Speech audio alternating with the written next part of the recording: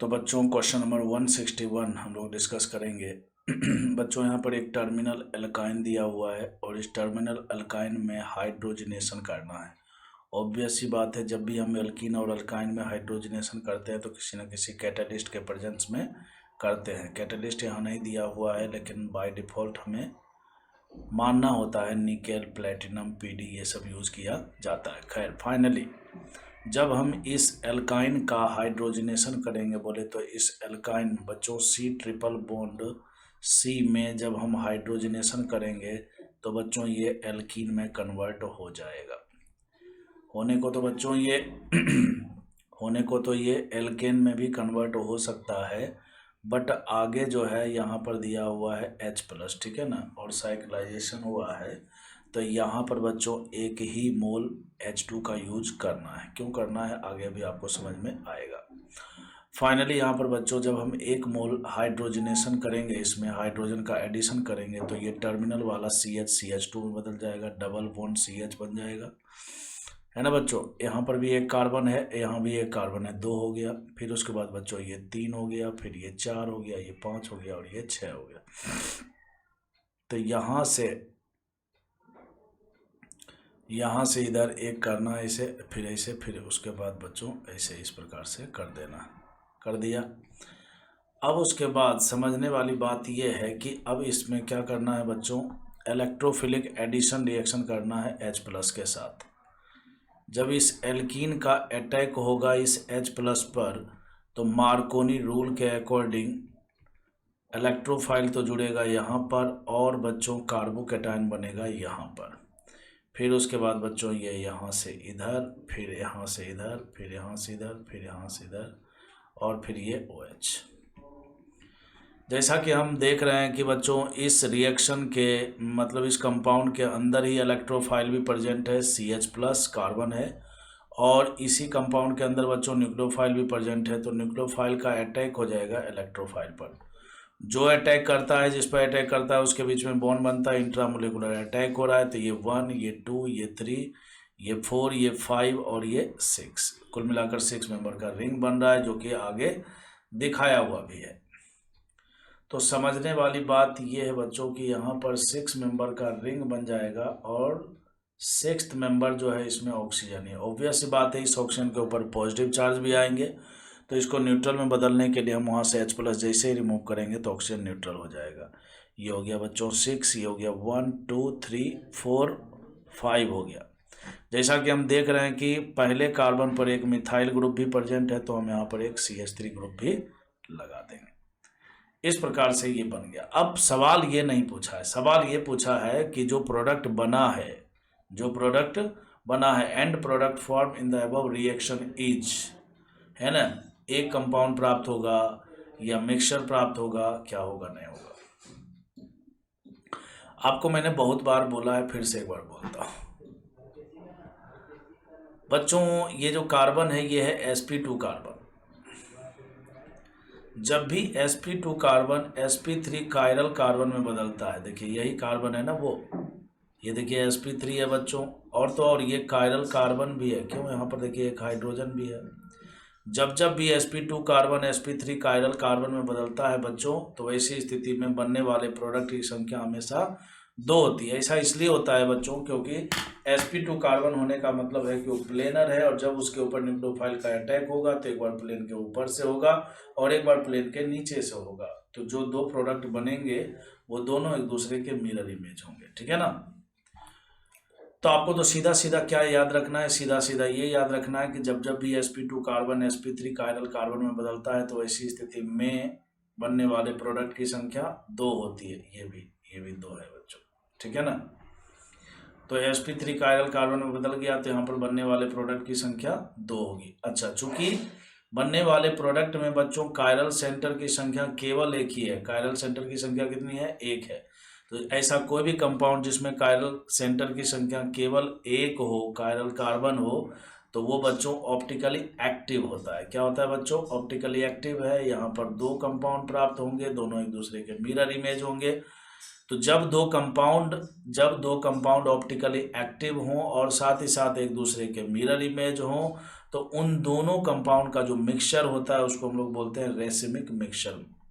ठीक है ना बच्चों। तो यहाँ पर जो ये प्रोडक्ट प्राप्त मतलब जो दिखाया गया है, इसमें बेसिकली एक कायरल सेंटर है, और आपने पढ़ा भी होगा नंबर ऑफ स्टीरियो आइसोमर का formula 2 to the power n होता है। तो 2 टू द पावर n में 2 टू द पावर 1 अगर मैं लगा दूं तो 2 होंगे, और दोनों बच्चों एक दूसरे के मिरर इमेज होंगे, दोनों ऑप्टिकली एक्टिव होंगे, तो ऑप्टिकली एक्टिव और दोनों एक दूसरे के मिरर इमेज है, इसलिए दोनों का जो मिक्सचर होगा वो होगा racemic mixture. Correct answer B.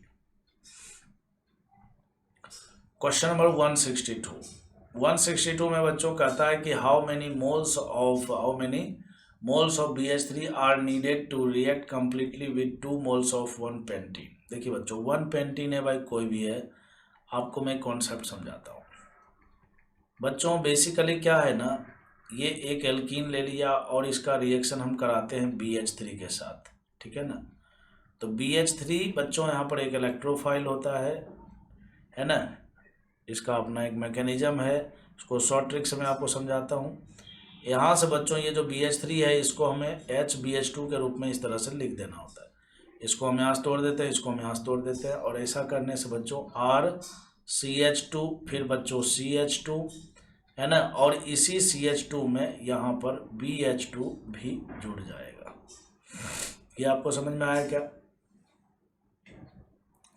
अब बच्चों ये रिएक्शन तब तक होता रहता है जब तक इस बोरोन के सारे हाइड्रोजन यहाँ पर ख़त्म ना हो जाए। कहने का मतलब यह है कि ये जो एल्कीन का हमने चुनाव किया, देखिए इस BH3 में बच्चों कितने हाइड्रोजन हैं? इस BH3 में टोटल 3 हाइड्रोजन है, ठीक है ना, 3 हाइड्रोजन है।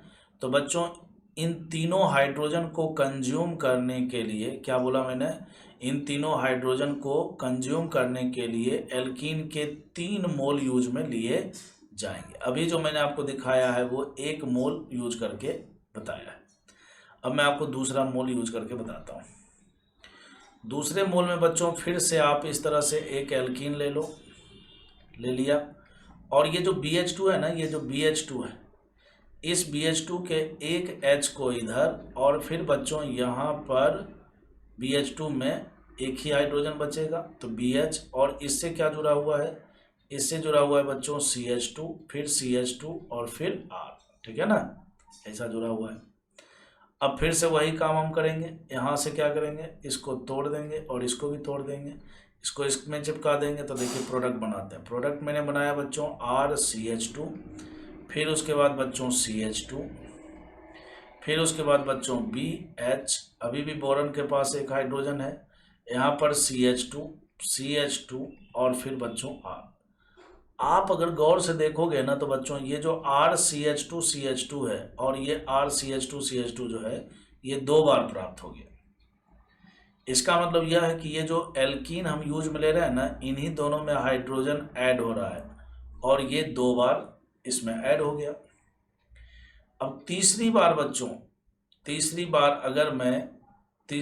अगर मैं इस एल्कीन के 1 मोल को और यूज में ले लूं, तो यहाँ से क्या होगा कि जैसे मैं आपको यहीं पर समझाने का कोशिश कर रहा हूँ। जैसे देखिए ये ले लिया CH2 डबल बॉन्ड CH और फिर बच्चों R, ठीक है ना, और इस हाइड्रोजन को आप ऐसे लिख दीजिए, यहाँ पर लिख दिया। अब यहाँ से इसको हम तोड़ेंगे तो बच्चों ये बोरोन तो यहाँ टर्मिनल पर जाएगा और ये हाइड्रोजन यहाँ पर जाएगा। तो कुल मिलाकर बात ये है कि ये B से CH2 R तो है ही इधर, फिर इधर भी बच्चों CH2 R तो है ही, एक और यहाँ पर CH2 और R जुड़ जाएगा। समझ में आई बात? ये रिएक्शन इसलिए होता रहता है क्योंकि यहाँ पर बच्चों बोरोन के पास जितने भी हाइड्रोजन है ना, वो हाइड्रोजन टूट करके एनायन के रूप में रिमूव होते रहते हैं और रिएक्शन होता रहता है, ठीक है ना। खैर कॉन्सेप्ट पर बात करते हैं। कॉन्सेप्ट वाली बात यह है कि 1 मोल BH3 को कंज्यूम करने के लिए 3 मोल एल्कीन की ज़रूरत होती है।